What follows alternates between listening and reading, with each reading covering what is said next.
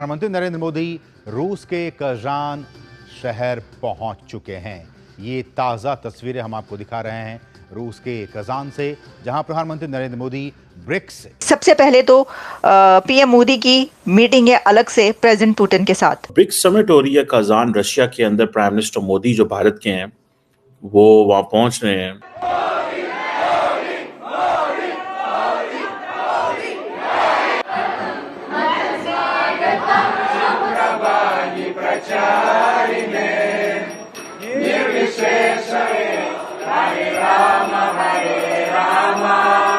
सिर्फ मोदी साहब ही रवाना नहीं हुए बल्कि चाइना से प्रेसिडेंट शी भी इसके लिए रवाना हो चुके हैं। तो ये जो ब्रिक्स का समिट है बड़ा इंटरेस्टिंग है, क्योंकि यहां पे पुतिन भी होंगे, वहां पे शी जिनपिंग भी होंगे और अपने मोदी जी तो होंगे, बाकी भी हेड ऑफ स्टेट होंगे। लेकिन पुतिन ने एक बहुत बड़ी बात कह दी, पुतिन ने तारीफ कर दी, बोला कि मोदी जी सिर्फ एक ही हेड ऑफ स्टेट हैं पूरी दुनिया के जो ये कोशिश कर रहे हैं कि यार ये लड़ाई खत्म हो जाए। У нас такие отношения, что я считал, что вы и так все понимаете.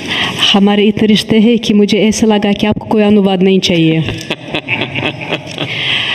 माननीय जब पूरी दुनिया रशिया के अगेंस्ट खड़ी हुई है, हमने दोस्ती निभाई, हमने पूरी दुनिया का दबाव सहन करते हुए रशिया का साथ दिया। और आज दुनिया मानती है कि रशिया अगर जिंदा है तो इंडिया ने जो इंपॉर्टेंट रोल प्ले किया उसकी वजह से जिंदा है। President Xi Jinping, president Putin, they want to create a new order and they cannot create a new order without Indian Prime Minister Narendra Modi or without India. West को ऐसे देखा जा रहा है कि वेस्ट के लिए ये एक थ्रेट है, क्योंकि प्रेसिडेंट पुतिन इस वक्त ये समिट इसलिए करवा रहे हैं कि वो एक वर्ल्ड ऑर्डर को चेंज करना चाहते हैं। नमस्कार दोस्तों, पीएम मोदी कजान रशिया पहुंच गए हैं। सबसे पहले मुलाकात हुआ रूस प्रेसिडेंट व्लादिमीर पुतिन से। पीएम मोदी के देख के पुतिन का शहर में एक बहुत खूबसूरत स्माइल थी और उन्होंने कहा मेरा और मोदी के दोस्ती और भारत रशिया के रिश्ते उसको भी कोई इंट्रोडक्शन का ज़रूरत नहीं है। पुतिन का ये बयान सुन के मोदी जी भी हंसने लगे। आज और कल कजान में रशिया ब्रिक्स समिट का होस्ट करेगा। इसमें China, South Africa, Brazil presidents भी शामिल होंगे। ब्रिक्स समिट का जरिए इंडिया वेस्टर्न का ये दिखाना जा रहा है भारत मल्टीपोलर वर्ल्ड का पार्ट है, पूरी दुनिया का साथ चलना चाहता है। कल जयशंकर सर भी रशिया का तारीफ करते हुए कहा है रूस भारत का सच्चा दोस्त है। चलिए इस टॉपिक पर पाकिस्तान मीडिया का रिएक्शन देखते हैं। जय हिंद।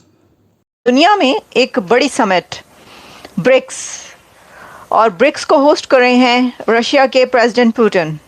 कहा जा रहा है कि क्या पुतिन के लिए ये एक बहुत बड़ी विक्ट्री है, एक बहुत बड़ी जीत है, क्योंकि in the shadow of Ukraine Russia war जबकि ये कोशिश की जा रही थी वेस्ट की तरफ से कि प्रेसिडेंट पुतिन को आइसोलेट किया जाए, लेकिन ऐसा नहीं किया जा सका क्योंकि इससे पहले भी वहाँ पर कई एक इकट्ठ होते रहे और अभी इस वक्त भी ब्रिक्स 2024 कजान में स्टार्ट होने जा रही है।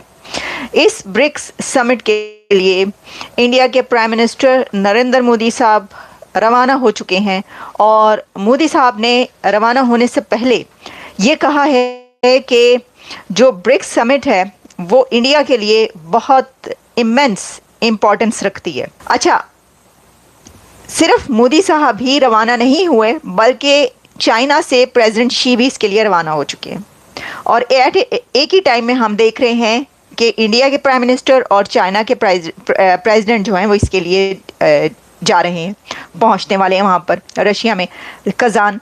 अब ये एक बहुत इम्पॉर्टेंट डेवलपमेंट इसलिए है कि अभी इंडिया और चाइना के बीच जो एग्रीमेंट हुआ, जो ब्रेक थ्रू हुआ, जिसमें 2020 से पहले वाले जो पोजीशन है उसके ऊपर वो चले गए और उसमें जो पेट्रोलिंग है उसको भी कम करने की बात हुई। यानी ये आप समझ सकते हैं कि एक तरीके से जो पीस के लिए जो काम करना चाहते थे और जो कॉन्फ्लिक्ट था उसको रिजॉल्व कर लिया उन्होंने, चाइना और इंडिया ने मिलकर।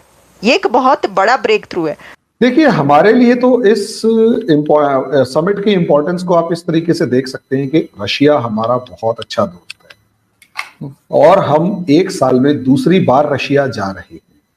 और सिर्फ ये ब्रिक्स ही नहीं है, एससीओ में भी इंडिया और रशिया एक दूसरे के साथ खड़े होते हैं। इंडिया और रशिया की दोस्ती आपको ऐसे नजर आएगी कि G20 के अंदर अगर आप देखेंगे तो पूरी ताकत लगा ली अमेरिका ने, रशिया का नाम नहीं आया। यूक्रेन का नाम नहीं आया, इंडिकेटिंग मैनर में ये कहा कि most of issues must be solved peacefully, बस ओवर। नाम किसी का नहीं आया। यहां तक स्टेटमेंट G20 के अंदर जब पूछा गया कि आपने रशिया के बारे में कुछ नहीं कहा, तो और बाली में तो G20 वालों ने कहा था, तो डॉक्टर एस जयशंकर ने कहा कि बाली इज बाली, दिल्ली इज दिल्ली। अब आप अंदाजा लगाकर देखिए ना, तो हमारे लिए रशिया और रशिया के लिए हम कितने गहरे दोस्त हैं।